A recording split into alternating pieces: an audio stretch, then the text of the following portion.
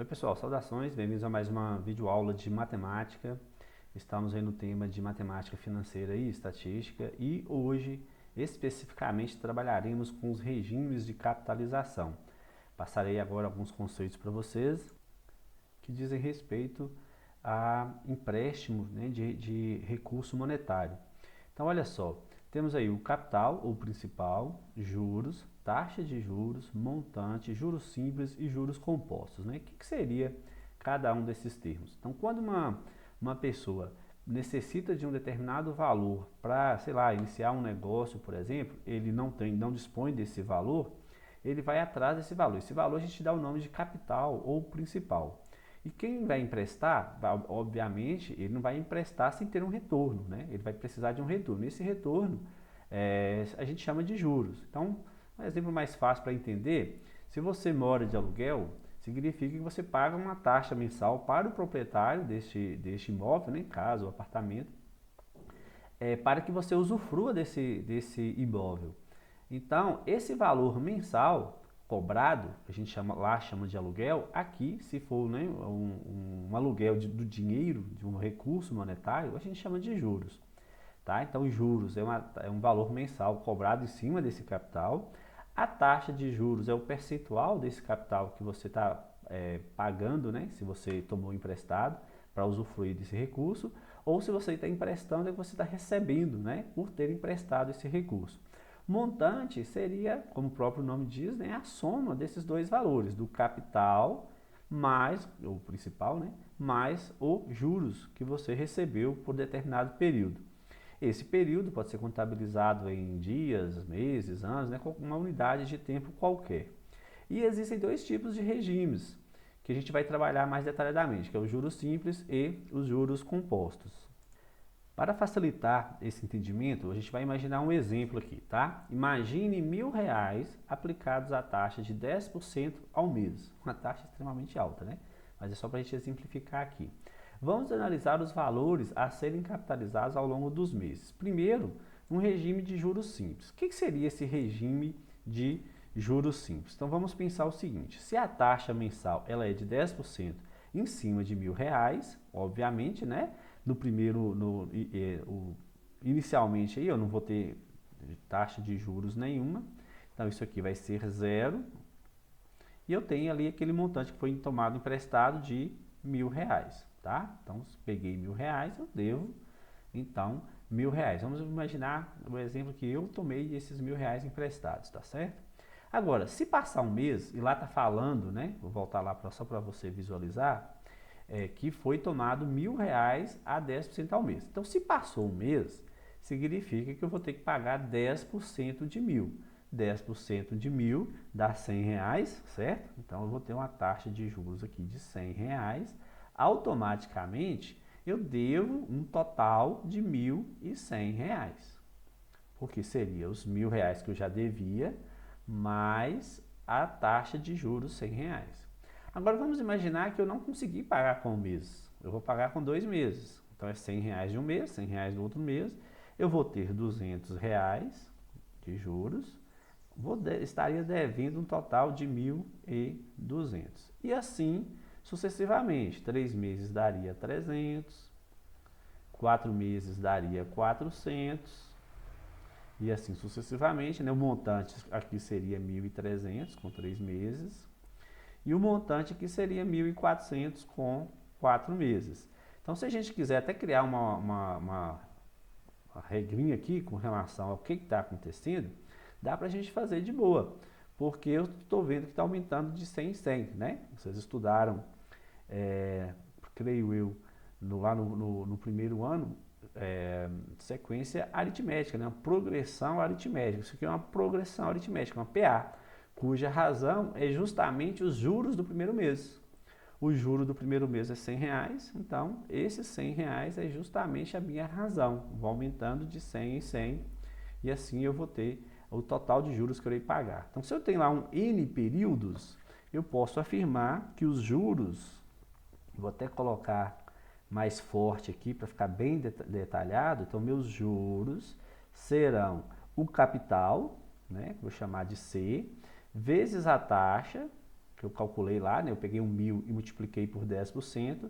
E, obviamente, se for com 2 meses, multipliquei por 2, 3 meses, multipliquei por 3, 4 meses, multipliquei por 4. Se for N meses, eu vou multiplicar por N.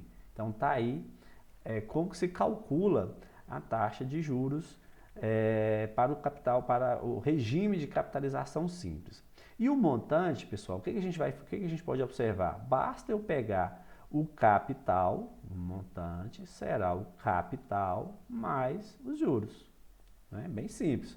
Se eu quero saber o total que eu devo, eu pego o valor principal que eu tomei emprestado lá, mais o que eu vou pagar de juros, eu vou ter o total, né, a ser pago. Agora, só que aí tem a seguinte situação que a gente pode pensar, né?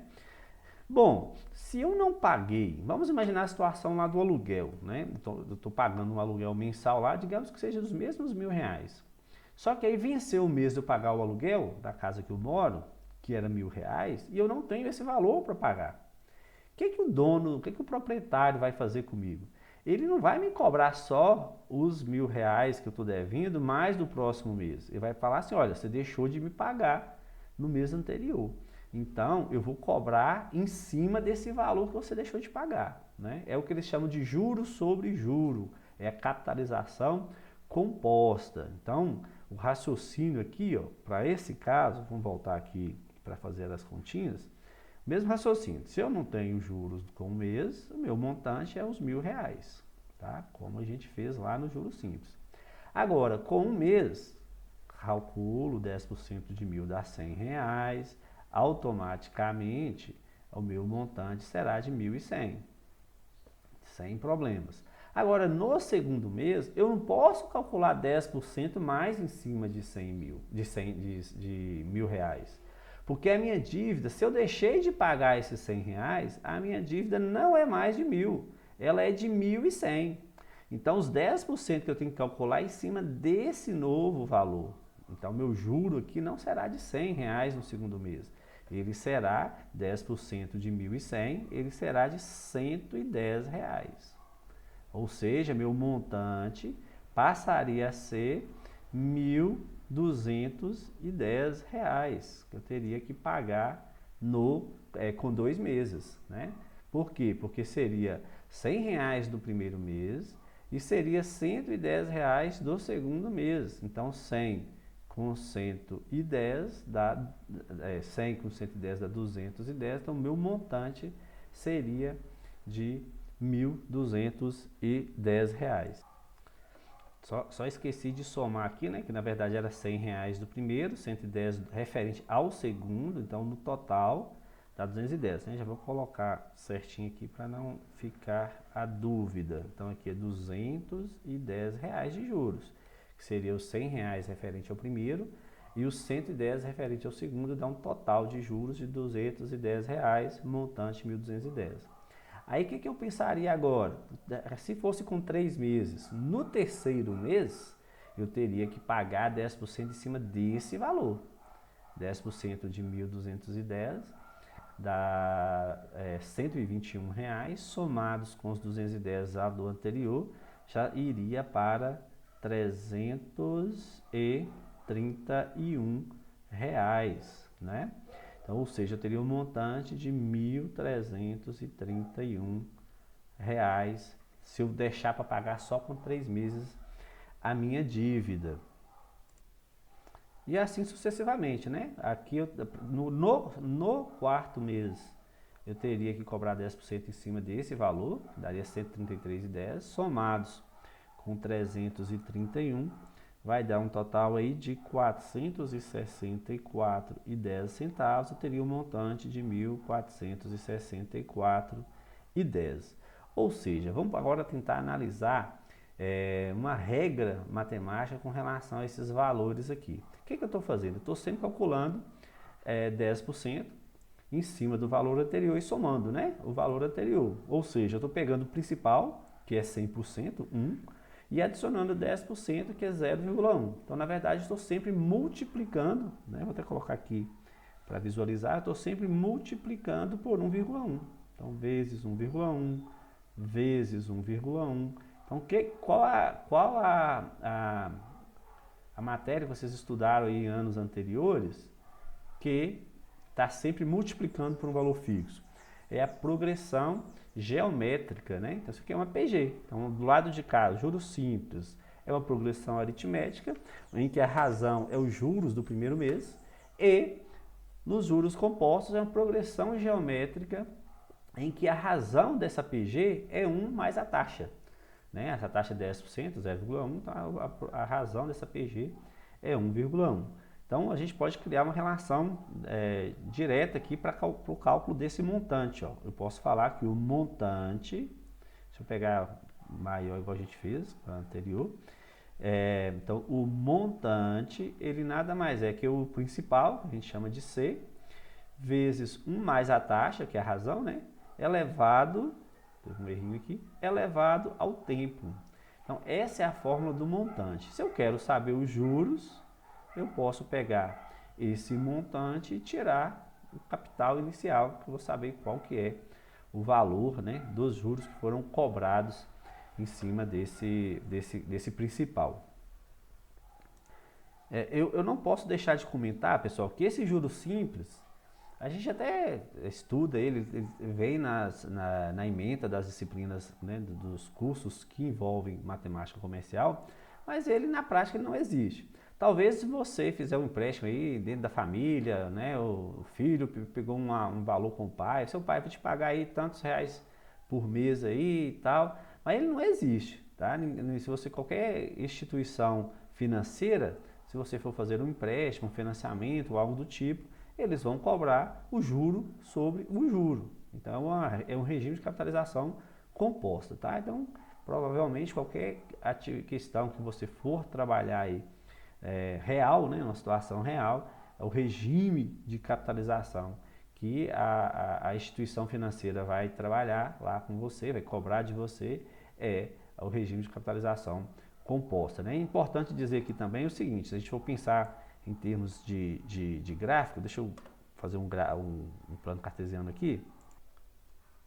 Beleza? Pus aqui o plano cartesiano, então tem o tempo, aliás, o montante em função do tempo, né? Em ambos os casos, tanto para capitalização simples quanto para capitalização composta. Observe que na capitalização simples que nós fizemos, o valor ele sobe uniformemente, né? Então, ou seja, ele vai fornecer para a gente uma reta, uma função linear, né? Então, ele vai ter lá um valor, deixa eu colocar mais grossinho aqui, fica legal. Ele vai ter um valor inicial lá de R$1.000 e esse valor ele vai aumentar linearmente, né? Isso aqui é uma reta, tá? Mesmo que não pareça. Enquanto que na capitalização composta, se você pegou lá esses R$1.000 emprestado, né? Ele vai ter uma capitalização que vai ser uma curva exponencial, certo? Porque é uma progressão geométrica, né? Vai ser você pode associar tanto o juro simples tanto com progressão aritmética como função afim, né? Uma função polinomial do primeiro grau. Enquanto que os juros compostos você pode associar com uma progressão geométrica e também, né, com uma função exponencial. Então, pessoal, qualquer empréstimo que você vá, né, necessitar fazer em que você coloca um tempo muito longo, observe que o crescimento, por ele ser exponencial, ele é muito, né, você vai pagar muito juro. Né? Qualquer valor acima dessa parte aqui, ó, então aqui é o capital. Então, qualquer valor aqui acima é o juro, né? Qualquer valor aqui acima é o juro. Observe que na exponencial, quanto maior for o tempo, a quantidade de juro que você vai pagar é muito alta. Né? Então, quando a gente necessita de algum empréstimo, a gente tem que evitar deixar um tempo longo. Né? Um exemplo muito claro referente a esse tipo de cobrança de juros é o cartão de crédito, que são, né, no Brasil, então, são consideradas as taxas altíssimas, né? Chega a ter cartão aí que gira em torno de 14% ao mês. Então imagina 14% ao mês, juros de capitalização composta. Se você deixar de pagar lá 4, 5, 6 meses, né, atrasar a fatura do cartão, a taxa de juros, o juro que você vai cobrar, ele é muito alto. A gente pode inclusive fazer alguns exemplos aqui para saber quando que um capital dobra, quando que um capital triplica, de acordo com a taxa que é cobrada. Vamos para uns exemplos. Primeiro aqui, ó, Sueli aplicou 4.800 num fundo de investimento e recebeu 3 meses depois R$ 500 de juros. Qual a taxa trimestral de juros da aplicação? Bom, aqui eu não preciso nem preocupar se é juro simples ou juro composto. Por quê? Primeiro, porque já falou que ela recebeu 3 meses depois e quer saber a taxa trimestral, né? Então, para um período, você não tem que preocupar se é juro simples ou juro composto. A única coisa que eu preciso saber é quanto que R$ 500 representa em cima de 4.800. Essa é a taxa percentual envolvida na negociação, tá? Mas se eu quiser usar um padrão aqui de relação, né, é simplesmente os juros é igual a sim, como a gente colocou, posso usar a fórmula tanto do juros simples como do juro composto. Vou usar do juros simples aqui porque fica mais fácil, né? Então foi R$ 500 de juros, o capital foi de 4.800, a taxa eu quero saber e o período é um trimestre, né? Então eu vou ficar com I igual a 500 dividido por 4.800, né? Posso fazer a simplificação aí ou dividir diretamente, que vai dar 0,1042, ou seja, quero saber em porcentagem, 10,42% ao trimestre, tá? As siglas, né? A AT ao trimestre, a S ao semestre, a M ao mês, né? Isso aí a gente vai pegando ao longo do curso. Vamos ver mais um exemplo aqui. Qual o montante de uma aplicação de R$ 12.000 a juros simples, a taxa de 18% ao ano durante 5 anos? Então, já posso ir direto aqui, já deu tudo, né? Os juros é igual a CIT, travou aqui a mesa. Juros é igual a CIT ou SIM, né? Eu estou colocando SIM, que é N de número de períodos. Algumas pessoas usam T de tempo, dá na mesma, tá? Então, os juros serão o capital, que é 12.000, foi fornecido. A taxa, 18%, então 18%, não pode esquecer na hora de escrever a porcentagem sobre 100.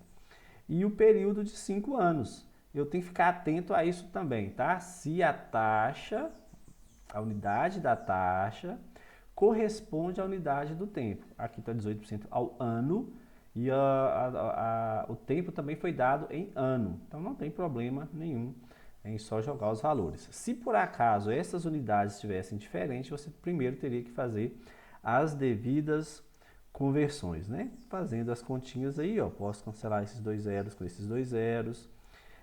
Faço só fazer a continha aí, 5 vezes 12 vezes 18, que dá 1.080, né? 1.080, só que tem um zero aqui em cima, então dá R$ 10.800. Mas a pergunta foi qual o montante, então eu vou achar lá o montante, que é o capital mais os juros, né? Se eu emprestei lá R$ 12.000 e consegui um juro de 10.800, então é mais 10.800, eu vou ter um montante total de 22, né? R$ 22.800. Ficar esperto com relação a arredondamento de valores também, viu, pessoal? Procure sempre, quando a gente está trabalhando de valores monetários, nas duas casas depois da vírgula, tal como a gente deixou aqui, ó. Quando você faz a divisão e vai ter que transformar em percentual, coloca 4 casas, que aí quando você multiplicar por 100, fica 2 casas após a vírgula, tá? Eu vi muitos erros nas listas anteriores com relação a arredondamentos. Qualquer dúvida durante a aula síncrona, vocês perguntem para a gente solucionar esses problemas, tá bom? Mais uma questão aqui, ó. Qual o montante de uma aplicação de 7.000 a juros compostos agora, ó? Durante 4 anos, a taxa de 15% ao ano. Observe que o tempo e a taxa estão na mesma unidade, então vai fazer direto. Só que aqui é juros compostos. E eu quero saber o montante. Então já pode jogar direto na fórmula de montante. Lembrar que a gente viu? Montante, ele é o capital que multiplica 1 mais a taxa, é a razão da PG, né? Elevado ao tempo, que a gente está usando o número de períodos aí. Então, o montante será o capital, 7.000, vezes 1 mais a taxa é de 15%, então 0,15, vou pôr direto, elevado ao tempo que foram de 4 anos. Então, o montante vai ficar de 7.000 vezes 1,15 elevado a 4. Na hora de fazer esse cálculo, tá? 1,15 elevado a 4, você tem que fazer primeiro. Então, pega uma calculadora científica para ficar mais fácil para você, ou então uma planilha eletrônica, né? E faz lá, 1,15 elevado a quarta, depois multiplicado por 7.000. Você vai encontrar aí um valor de 12.243,04, ou seja, 4 centavos. Como o próximo número depois do 4 é um 3, o arredondamento é manter. Se fosse um 5 ou mais, você aumentaria para 0,5, tá? Ficar atento nesse arredondamento aí, que eu vi muitos erros na matéria passada, tá bom? Então tá aí. Professor, eu quero saber qual foi o juro. Pega esse valor de 12.243 e subtrai o capital, né? Era 7.000 se tinha pegado emprestado, então vai ficar 5.243 de juros, né? Se tivesse perguntado isso. E uma questão aqui que eu gosto sempre quando eu estou dando, para a gente fechar, quando eu estou trabalhando, para a gente comparar essa situação quando não deu valor, só o percentual aqui, tá? Olha só, para uma taxa de juros de 10% ao mês, em quanto tempo um determinado capital dobra de valor? Faça considerando os dois casos, tanto capitalização simples quanto capitalização composta. Falta um O aqui. Bom, então vamos raciocinar. Vamos fazer primeiro aqui na capitalização simples, tá? Capitalização simples. O que vai acontecer na capitalização simples? Eu quero que o meu capital ele dobre de valor. Então, eu tinha lá um capital, esse capital vai virar o dobro do valor, vai virar 2C. Ou seja, vai ter um aumento aí de C, certo? Ou seja, meus juros é C, tá certo? Lembra que o juro é o que aumenta? E juros é sim, a fórmulazinha do juro simples. Sim é igual a C, tá certo? Então, vou colocar lá esses valores. C vezes a taxa, 10%, eu já vou pôr 0,1. Aliás, vou colocar 10% aqui devagar, para ficar mais fácil de entender. 10 sobre 100 vezes o período que eu não sei, eu quero saber, é igual a C. Tá? O que vai acontecer aqui? Ó? Eu posso fazer uma simplificação, cancelar esse C com esse C, né? Estou dividindo ambos os lados por C, ficou 1 aqui no lugar. Então, eu vou ter, multiplicando cruzado aí já, ó, eu vou ter 10N igual a 100. Ou seja, N é igual a 10, né? Se lá está falando ao mês, então 10 meses. Então, significa que se eu fizer um empréstimo de determinado valor, vamos dizer que seja de R$1.000,